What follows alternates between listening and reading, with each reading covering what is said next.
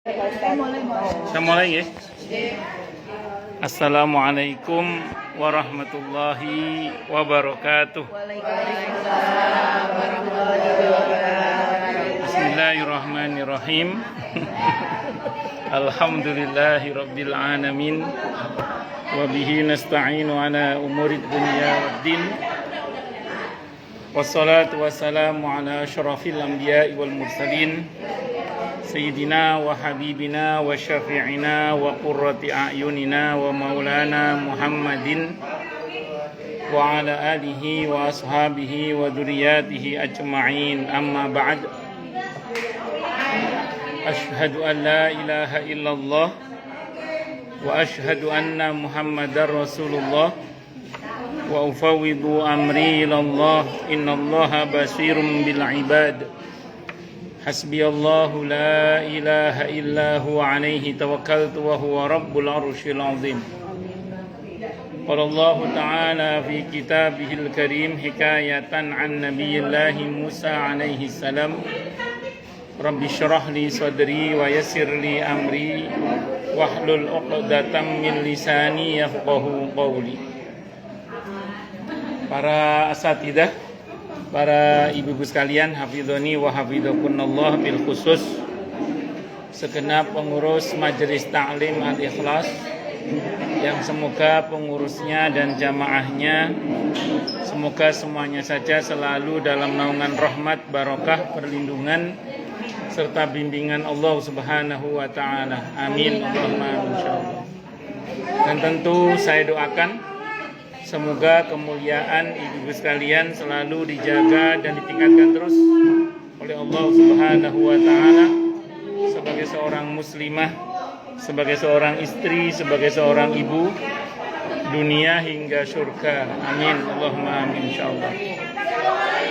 Allahumma inna nas'aluka ilman nafi'a wa rizqan thayyiba wa amalan mutaqabbala wa fatahallahu alaina futuhal arifin.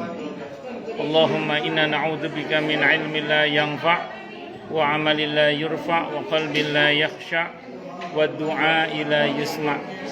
Allahumma ati anfusana taqwaha wa zakkiha anta khairu man zakkaha anta waliyuha wa maulaha. Amin Allahumma amin insyaallah. Karena masih dalam suasana Syawal, saya ingin sampaikan taqabbalallahu minna wa minkum. Semoga Allah terima amal ibadah kita, bil khusus selama bulan Ramadan kemarin, sehingga mudah-mudahan saat ini dan seterusnya kita digolongkan dalam golongan hamba-hamba Allah yang muttaqin. Amin Allahumma amin insyaallah. Ada makalah yang menyebutkan mangka suro kalamuhu kasuro khotauhu. Orang yang banyak ngomongnya banyak salahnya. Di majelis ta'lim ini yang paling banyak ngomongnya saya. Maka kalau ada kesalahan saya baik sengaja atau tidak, mohon dimaafkan lahir dan batin. Walaupun meminta maaf tidak harus tunggu Idul Fitri, tapi Idul Adha salah. Tapi tidak salah kalau kita mengambil momentum Idul Fitri. Para ulama berdalil dengan sebuah riwayat dalam hadis Sahih Bukhari, ketika Nabi kita Muhammad sallallahu alaihi wasallam setiap hari Sabtu, hampir setiap hari Sabtu beliau wudhu dari rumah, berangkat ke Masjid Quba, sholat 2 rakaat. Itu yang pahalanya sama dengan umroh. Kata Ibnu Hajar Al-Asqalani ketika mensyarah hadis itu, beliau mengatakan itu dipakai dalil oleh para ulama bahwa kita boleh mengkhususkan pada waktu tertentu atau hari tertentu untuk berbuat kebaikan. Maka termasuk saling memaafkan, mengambil momentum di Idul Fitri itu bukan sebuah kesalahan. Taruhlah istilah halal bihalal itu sebuah tradisi, maka tradisi itu di dalam Islam dibagi dua. Ada al-adah as-salihah, ada al-adah al-fasidah. Ada tradisi yang sesuai dengan syariat, ada tradisi yang bertentangan dengan syariat. Pertanyaannya, saling maaf-memaafan itu sesuai apa bertentangan? Nah, maka bisa bisa dilaksanakan atau bisa ditradisikan dan dibenarkan dalam Islam. Para ulama berdalil kepada firman Allah dalam Al-Quran di surah Al-A'raf ayat 199. Wa'mur bil urfi wa'arid anil jahilin. Perintahlah dengan uruf dan berpalinglah dari orang-orang yang jahil. Uruf itu kebaikan yang terkait dengan ruang dan waktu atau tradisi itu. Nah, di kalangan kaum muslimin itu kalau ada tradisi itu ada dua kelompok ekstrim. Ekstrim yang pertama ekstrim kanan, semua tradisi ditolak. Ada ekstrim kiri, semua tradisi diterima tanpa disortir. Nah, kalau ajaran Islam sebenarnya tengah-tengah tadi, yang benar diterima, yang nggak benar ditolak. Taruhlah acara halal bihalal ini adalah tradisi, maka ini tradisi yang diterima karena sesuai dengan syariat, yaitu perihal syariat saling memaafkan. Dan sebenarnya perihal maaf-memaafkan ini kan bagian dari kesempurnaan taubat. Karena taubat itu sebenarnya kalau kita bicara hakullah yang hubungannya dengan Allah gitu ya. Itu kalau kata Al-Imam An-Nawawi rahimahullah secara prinsip 3 saja. Yang pertama al-iqla', konkret meninggalkan perbuatan dosa tersebut. Yang kedua an-nadam, menyesal. Yang ketiga al-azam, komitmen untuk tidak mengulangi. Kata Imam Nawawi, kalau hubungannya dengan Allah 3 hal ini selesai udah. Konkret meninggalkan perbuatan maksiat tersebut, menyesal dan komitmen tidak mengulangi lagi. Kecuali dosa yang mengharuskan adanya denda. Kayak pelanggaran sumpah, itu ada dendanya. Kayak senggama di siang hari bulan Ramadan, itu ada dendanya. Kayak pelanggaran ihram, itu juga ada dendanya. Nah itu kalau yang ada dendanya harus dibayar dulu. Itu. Tapi kalau yang nggak ada dendanya, 3 tadi cukup, selesai sudah, diampuni dosanya oleh Allah. Itu kalau yang hablum minallah, berkaitan dengan hakullah, haknya Allah. Tapi kalau berkaitan dengan hak sesama, nggak cukup 3 itu. Harus ditambah lagi apa? Harus istihlal. Kalau baca kita halal bihalal tadi itu. Istihlal itu maksudnya apa? Harus minta halalnya, minta ridhonya, minta maafnya. Harus. Jadi kalau kita menyakiti hati orang lain, menzalimi orang lain, 3 pertama tadi nggak cukup. Harus minta maaf. Langsung sebenarnya. Nah tenang, kita bicara lebih lanjut nanti. Secara prinsip langsung. Nah, di dalam meminta maaf ini pertanyaannya, apakah kita wajib menyebutkan kesalahan kita atau tidak? Ulama beda pendapat. Kalau pendapat Imam Syafi'i, wajib menyebutkan kesalahannya. Imam Syafi'i. Tapi Abu Lais As-Samarqandi rahimahullah beliau mengatakan tidak wajib. Bahkan ada ulama yang mengatakan yang sahih tidak wajib. Yang sahih itu tidak wajib. Kenapa? Karena lebih baik orang itu tidak usah tahu. Daripada diberitahu malah sakit hati. Ya. Nah, kita yang diminta maaf juga nggak usah kepo. Karena takutnya masuk dalam ayat latas alu an asya'a intub dalakum tasukum. Ngerinya masuk dalam ayat, jangan kamu bertanya tentang sesuatu yang kalau dijelaskan kepadamu malah buruk bagimu. Jadi mending kita nggak usah tahu aja, udah kita maafin aja. Itu yang pertama dulu. Pertanyaannya gini, nanti menukik pada pertanyaan Bu Wati ini. Kalau orang yang kita kepadanya mau minta maaf, orangnya udah nggak ada gimana? Udah meninggal misalnya, ahli warisnya juga kita nggak tahu, misalnya gitu ya. Terus kemudian, atau orangnya ada, tapi kita tidak mungkin minta maaf. Kenapa? Karena dia mantan. Karena dia mantan. Mantan apa ya? Sehingga kalau minta maaf takutnya fitnahnya bisa dikira ngarep. CLBK. Kita lama belum kelar. Soalnya kan juga mantan Pak suami. Iya, enggak, misalnya ini mantan dalam artian yang enggak jadi, mantannya enggak jadi. Mantan terindah. Itu mantan yang jadi itu. Bagaimana kalau begitu? Maka kata para ulama, mintakan ampun kepada Allah untuknya. Oh nanti itu. Oh, belum. Sabar. sabar. Sabar, pemerintah. Sabar. Jadi kalau kita tidak mungkin meminta maaf, mintakan ampun kepada Allah untuknya. Kata Imam Al-Qurtubi dalam kitab At-Tadhkirah, ini ulama tidak ada khilaf. Dengan itu insya Allah kita akan diampuni oleh Allah. Makanya kalau Imam Ghazali itu dalam kitab Minhajul Abidin, beliau itu punya sigat istighfar gini, Astaghfirullahaladzim li wali walidayya wali ashabil huquqil wajibati alayya. Ya Allah, ampunilah dosa hamba, dosa kedua orang tua hamba, dan dosa-dosa orang-orang yang kepada mereka hamba punya kewajiban minta maaf. Pakai bahasa kita boleh lah. Ya Allah, ampunilah dosa-dosa hamba dan dosa-dosa kedua orang tua hamba dan dosa-dosa orang-orang yang kepada mereka hamba punya kewajiban minta maaf. Itu dengan itu tidak ada khilaf, kata Imam Al-Qurtubi. Imam Al-Qurtubi mengatakan tidak ada khilaf, kata beliau. Ini tidak ada khilaf di antara para ulama, diampuni dosa kita insya Allah. Itu yang pertama. Lalu bagaimana kalau ada hak yang diambil?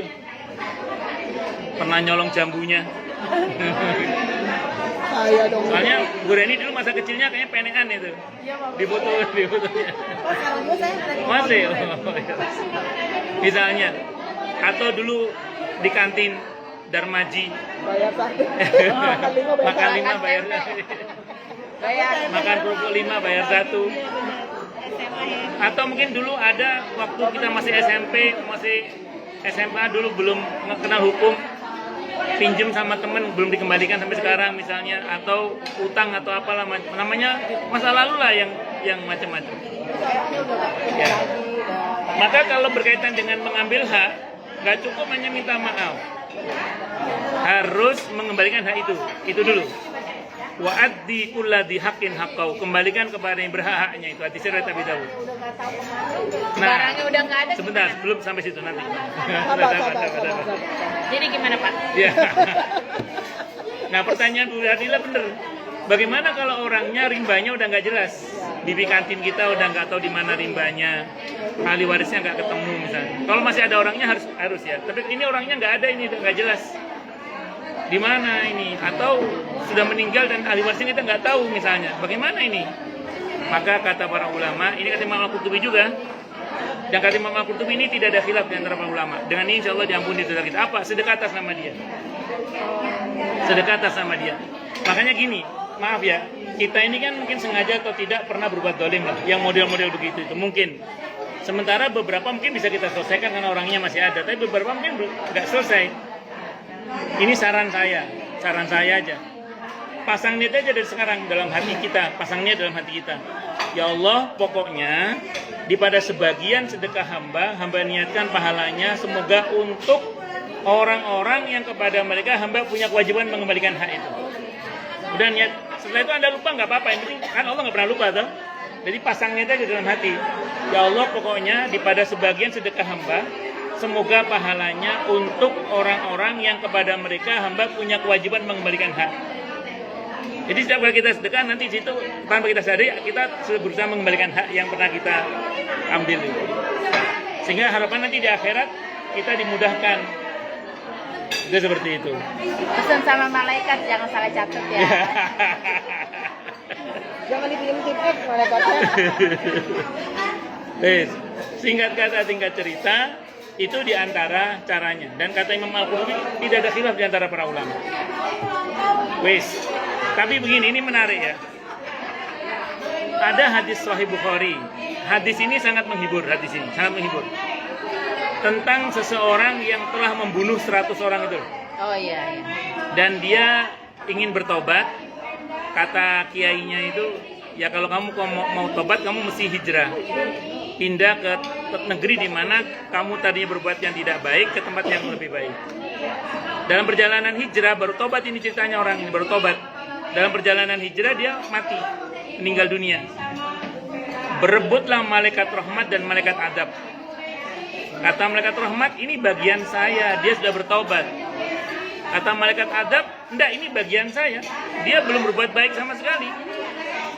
Di tengah-tengah berantem, Allah putuskan dalam hadis Sahih Bukhari itu, ukur jarak antara tempat di mana dia berbuat dosa sebelumnya dan tempat di mana dia akan berubah lebih baik. Dalam hadis yang saya baca itu, sebenarnya dia itu lebih dekat ke yang maksiat. Tapi karena Allah ingin mengampuninya, Allah geser jenazahnya 1 jengkal lebih dekat. saking ribet. Itulah Allah yang Maha Pengampun, yang senangnya mengampuni. Kita udah niat ya. Iya. Dan gara-gara itu dia digolongkan oleh Allah dalam golongan orang yang dirahmati, hambanya yang dirahmati. Hadis ini menghibur sekali. Kenapa? Karena taruhlah misalnya kita di masa lalu dengan pelangi kita, dengan warna-warni kehidupan kita yang macam-macam nggak jelas, itulah dulu.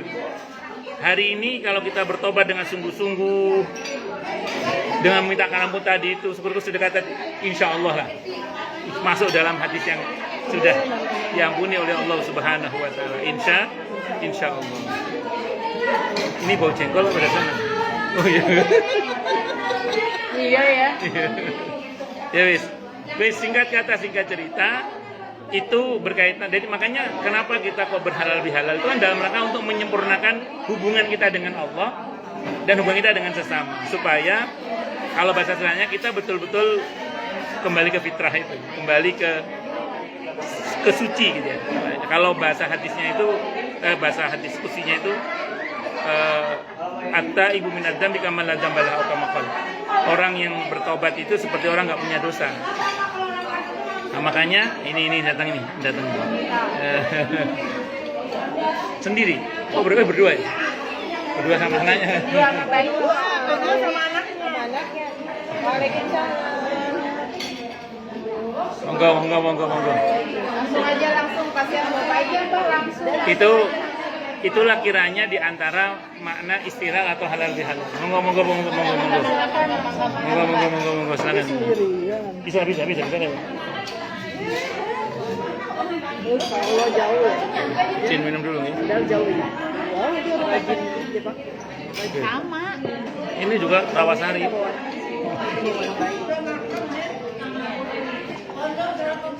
Ini sampai jam berapa, Bu? Saya ceramah.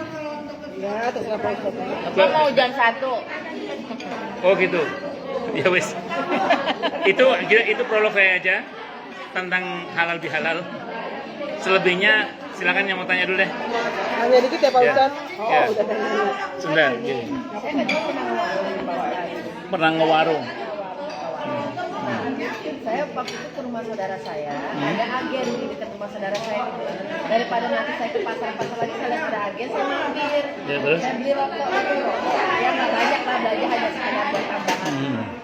Udah kan, pulang sampai rumah tuh saya cek belanjaan saya. Ternyata ada rokok Jarum Super tuh nggak dihitung sama dia. Barangnya ada tapi nggak dia hitung. Jadi berarti saya nggak bayar itu rokok Jarum Super itu harus gimana? Nah berarti harus bayar dong. Terus nih. Begitu saya ke rumah saudara saya lagi, saya pengen bayar nih, tapi tokonya tutup. Tutup kan? Besok lagi lewat lagi, tutup lagi gitu loh. Oke. Permanen dong. Terus sampai tutup kayaknya nggak buka lagi, terus gimana itu? Baik. Kan punya utang rasanya. Oke. Secara prinsip itu bukan kesalahan ibu, tapi kesalahan dia kan ibu sudah beli, dia yang hitung, ternyata itu nggak dihitung. Satu dulu itu, jadi pertama itu bukan kesalahan ibu, jadi artinya dalam ibu tidak zalim. Ibu sudah beritikat baik, itu benar sudah, artinya ibu berusaha mengembalikan, itu sudah benar, tapi ternyata dia tutup, ya sudah, itu bukan kesalahan ibu, itu murni kesalahan dia. Status barang itu kayak barang lukoto, barang temuan. Barang temuan itu kalau memang bisa ditahan sampai setahun. Ya udah dijual. Ya enggak, seandainya. Ya kalau udah terlalu dijual nggak apa-apa, nanti kalau ketemu ganti aja. Tapi kalau nggak ketemu nggak apa-apa sudah. Ya, wallahu a'lam bishawab. Itu statusnya. Nah, Oke. Pak Ustadz, Monggo. kan orang kalau kita bisa maaf-maafan tuh katanya hari Lebaran dan terus sekarang ada yang bilang sebelum masuk puasa jadi kita maaf-maafan dulu, jadi setelah Lebaran gak usah maaf-maafan, gimana itu Pak Ustadz? Secara prinsip perihal maaf-memaafkan itu sebenarnya tidak ditentukan waktunya. Jadi kalau misalnya mau ngambil momentum sebelum puasa silahkan, mau ngambil momentum setelah puasa juga silahkan, ngambil momentum di dalam puasa juga silahkan. Artinya itu jenis kebaikan yang mutlak kapan saja, waktunya tidak ditentukan. Itu secara prinsip itu. Wallahu a'lam. Yang penting gini ya, jangan diharuskan kalau nggak harus. Oh iya, oke. Jangan dibilang sunnah Nabi kalau bukan sunnah Nabi. Tapi lebih kepada, ayo mumpung belum puasa kita saling memaafkan. Tidak apa-apa, silakan. Mumpung kumpul semua, biasanya kalau lebaran kan pada mudik misalnya gitu. Monggo silakan aja, itu ambil. Oke, silakan aja, tidak ada masalah. Wallahu a'lam bishawab. Oke, monggo yang lain silakan. Jangan dipototin ntar nggak ada yang nanya.